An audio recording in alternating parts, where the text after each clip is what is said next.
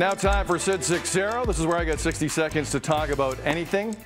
Here is what's on my mind this morning. Start the clock, please. Another long week in Ontario, no doubt. Haven't heard from Doug Ford in a while. We've heard from the NDP and Andrea Horwath. We continue to hear from the people of Ontario. They're mad.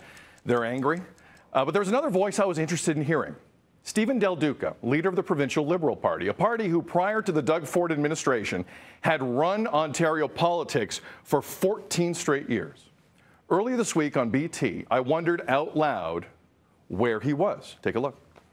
If this bill is not passed by the end of the week, I'm taking my shopping cart, I'm going to the store, and I'm going through some aisles, and I'm going to take a look at what else is out there. And I mean, is it Horwath? Is Stephen Del Duca, who I've seen once on camera in like 2 months? You might want to find a camera there, Liberals. They're out there. You might want to talk a bit more. Well, the one thing I've learned so far being on BT, and the biggest thing I've learned, I'd say, is that sometimes saying things on air can will things into existence. Where there's a will, there's a way.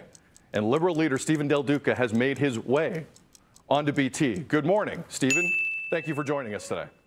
Well, good morning, Sid. Thanks so much for having me on. Andy, listen, you're an important figure in this province, and we like having you on. Let's get right to it. 3 sick days. It passed yesterday. It is going to help, but a lot of critics say it's not enough. Where do you stand? Listen, I agree. It is not enough. Clearly, both the Ontario Liberal Party and other opposition parties were calling for something more substantial. We weren't making it up on the back of a napkin the way that Doug Ford seems to. We were following the science. It's what I've strongly urged Doug Ford to do repeatedly, especially during this third wave. But I didn't want to stand in the way, and Ontario Liberals didn't want to stand in the way. People are getting sick. Tragically, people are dying in this province, and they need help right away. So we worked to pass this legislation quickly, but I still hope that Doug Ford will reconsider and expand the program urgently. As a taxpayer, I'm glad unanimous consent was given yesterday by yourself and the NDP. I think it was time, and thank you for that. One last thing before we let you go. Rod Phillips, the Rod Phillips story, people may remember, former Minister of Finance in the province, late last year while the province was basically in lockdown, went to St. Bart's, and the controversy was huge. At the time, Doug Ford said he had no idea what was going on. Today in the Globe and Mail, based on emails that your party had given them, not only did top aides for Doug Ford know that Rod Phillips went on this vacation late last year, but the insinuation is Mr. Phillips was going to tell Doug Ford himself. What should the ramifications now be with these new revelations?